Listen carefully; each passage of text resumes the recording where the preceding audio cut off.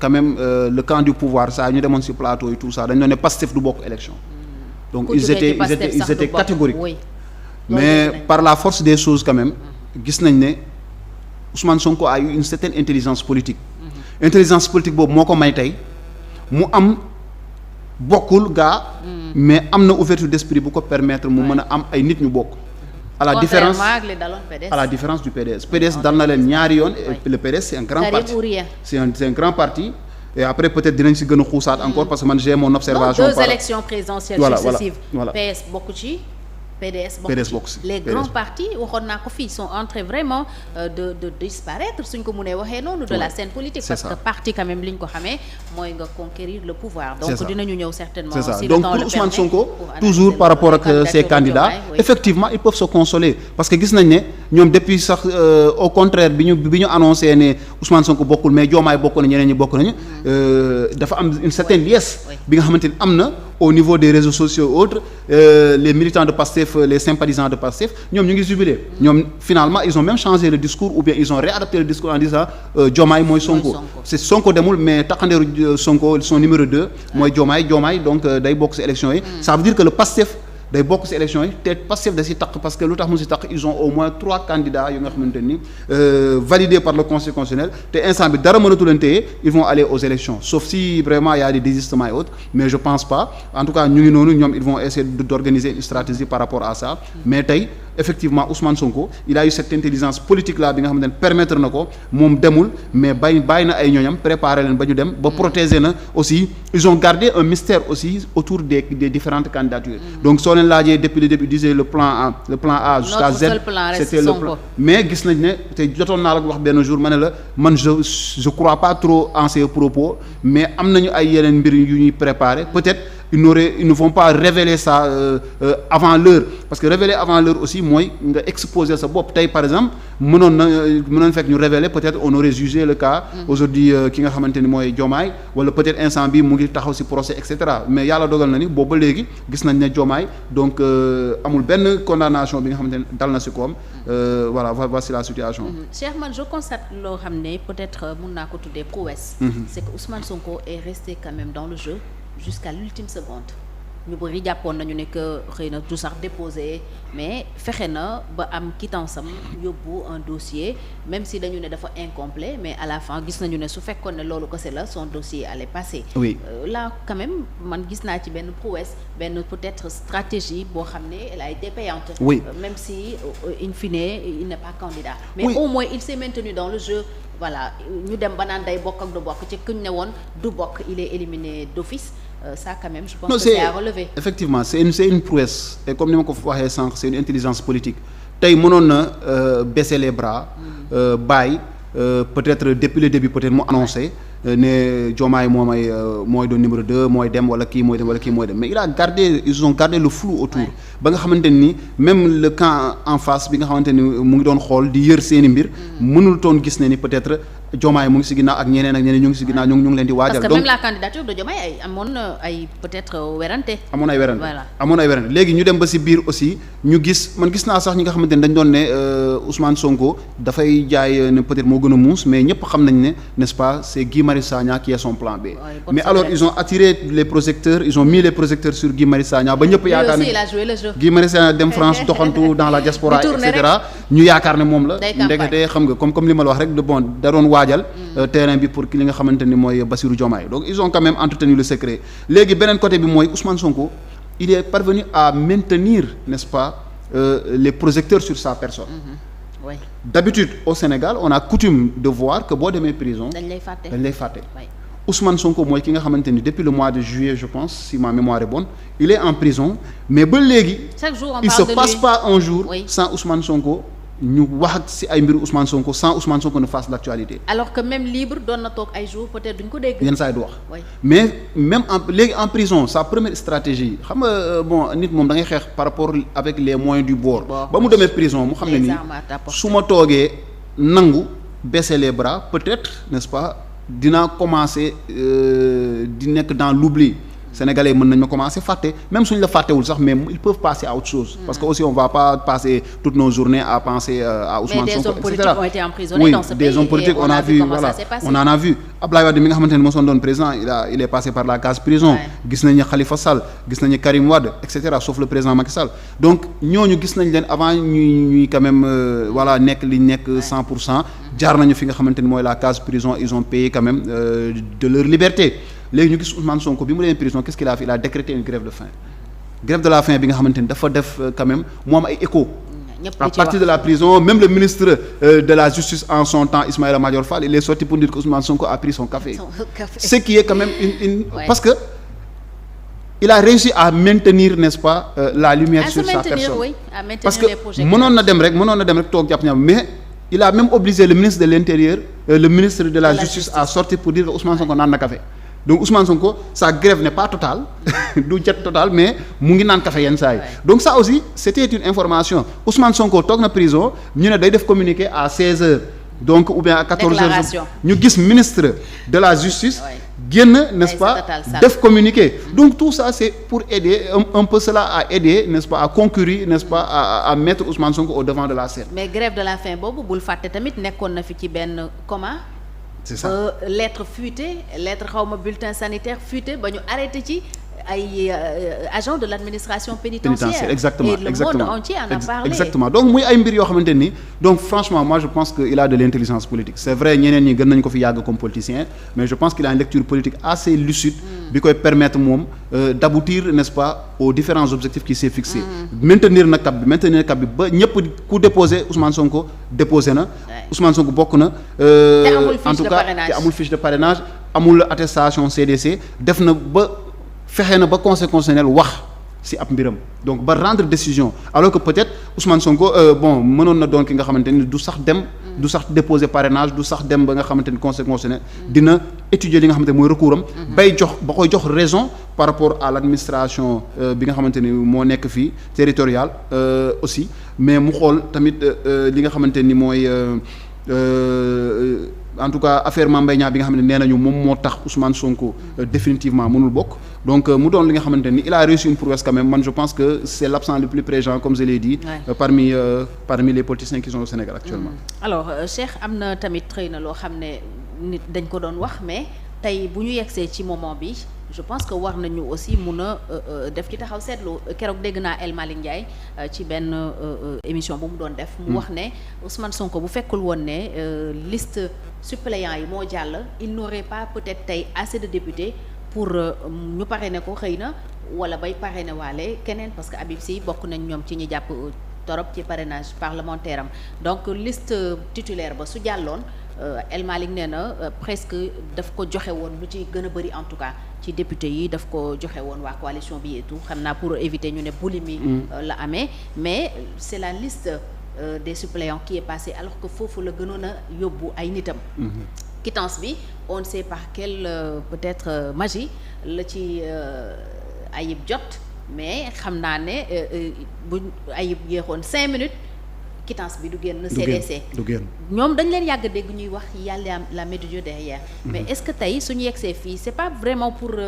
génn gamme mais à y voir Cheikh de plus près est-ce que mënuñu ne bon même si c'est pas la main de Dieu que la chance quand même a été quelque part aux côtés de Sonko même bu fekkente ni à la fin il n'est pas candidat. Oui mais xam nga dañuy wax en philosophie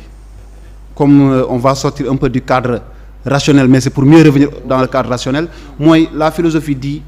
que le hasard et la chance n'existent pas. Okay. C'est seulement, n'est-ce pas, des événements yi nga xamante ni nous ne sommes pas en mesure de leur donner une explication. La ñu jàpp ne peut-être dafa am leneen làqu ci ginnaaw. Parfois les choses sont trop parfaites. Donc dafa am peut-être des explications que nous n'avons pas. Okay. Nous ignorons les causes premières et les fins dernières. Donc li nga xamante ni am na mbir donc là je voilà quoi da ngay dellu ci ay philosophie. Donc mooy li nga xamante ni dafa am li nga xamante ni. am na explication mais explication am ça nous échappe. Donc li mu ñu échappé nag moo tax ñu ne sens la moo tax ñu ne c'est la main de Dieu effectivement la main de Dieu est derrière toute chose pour ki nga xamante ni mooy nu mu tudd croyant ku gëm yàlla. Donc ñun li ñu gis mooy Ousmane Sonko son cas c'est un cas d'école te ku gëm yàlla war nga nangu lu tax ma ne nga war a nangu mooy Ousmane Sonko la première fois dans l'histoire du Sénégal et je dirais même dans le monde ñu jiiñ la li nga xamante ni vraiment c'est très grave. Viol, menace de mort. Viol kuñ ko jiiñ on a vu le cas de Dominique Strauss-Kahn. Viol kuñ ko fi jiiñ ci àdduna sa popularité dafa nërmeelu. Viol képp kuñ ko jiiñ ci àdduna dans des conditions comme ni ñu ko expliqué ci kaw Ousmane Sonko. élection Dominique Strauss-Kahn moo ko taxoon a retiré wu ci élection présidentielle ba à l'époque. Malgré après justice def na liggéeyam tout ça après ils ont géré l'affaire Nafissatou Diallo. Mais gis nañ ne tey Ousmane Sonko dañ ko jiiñ viol nit ñi gën ko bëgg. popularité am yokk. popularité am gën a yokk nit ñi ne Ousmane Sonko bu nit ñi sax dem nañ ba toll fi nga xam ne dañu ne mais écoutez ñun faluñu imam ki ñu fal di imam ñun président de la République la ñuy fal te jusqu'à preuve du contraire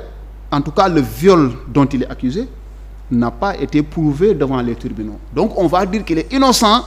concernant le viol dont il est accusé du moment que ñu ne Ousmane Sonko viol bi ñu ko accusé amul rek mooy derrière tout le château de cartes n'est-ce pas s'est effondré donc ñu gis ne ni après qu'est-ce qui s'est passé on a dit agression ñu ne non agression amul ñu dellu corruption n'est-ce pas de la jeunesse donc mooy li nga xamante ni Ousmane Sonko son cas c'est un cas bi nga xamante ni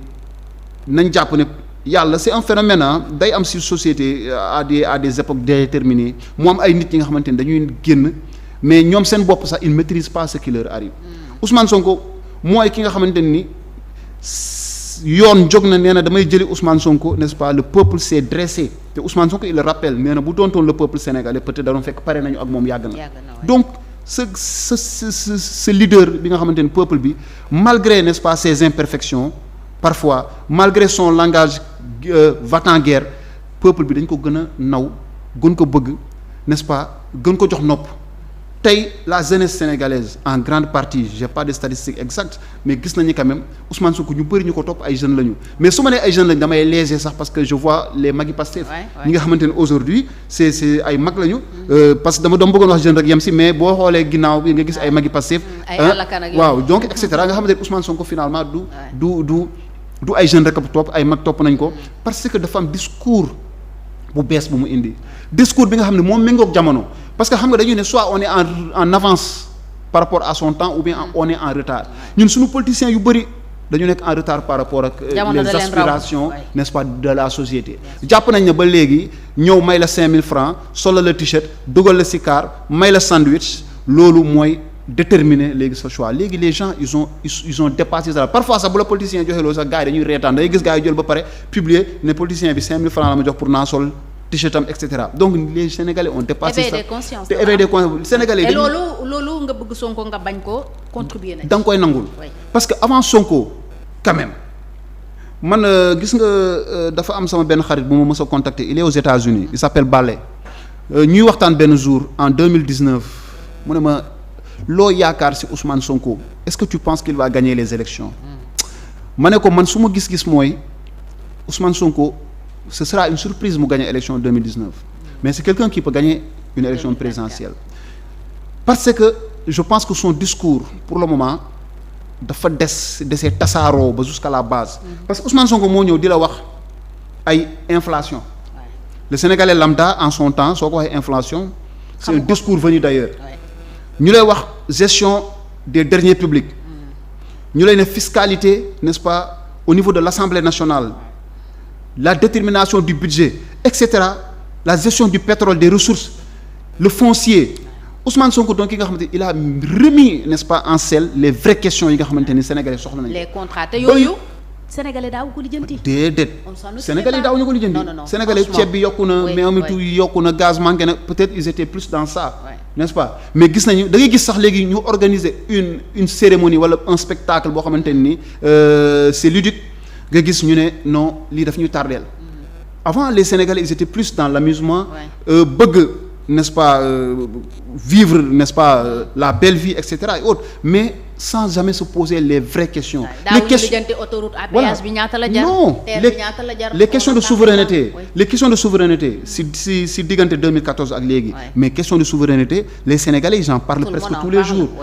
les Sénégalais veulent couper n'est-ce pas le cordon ombilical bi nga xamante ni moo ñu lié par rapport ak les puissances ou bien entre guillemets ces puissances coloniales yi nga xamante ni boobu ba léegi ñu ngi teg seen tànk ci suñu ndodd ba ñun mënuñu développer wu suñu ressources ñoo ko yor di ko gérer di gérer suñu les plus grandes entreprises sénégalaises aujourd'hui ce sont des entreprises yi nga xamante boo xoolee le capital est constitué par des capitaux étrangers donc ñu mënuñu am monnaie bi nga xamante ni ñun ñoo ko moomal suñu bopp donc mu doon ay aspirations yi nga xamante ni sénégalais am nañ ko peut-être n'est-ce pas les politiciens n'est-ce pas yi nga xamante ni yu yàgg yu fi nekkoon peut-être ils n'ont pas compris cette nouvelle donne là cette nouvelle donne là nag Ousmane Sonko dafa ñëw mettre ko sur la table ba nga xamante ni ça a intéressé les Sénégalais c'est un discours qui séduit et les Sénégalais naturellement comme ils sont séduits dañ koy gën a déglu di ko bàyyi xel te aussi lui aussi il est quand même quelqu'un ki nga xamante ni am na force de proposition gis nañu il a écrit son livre tuddee ko solution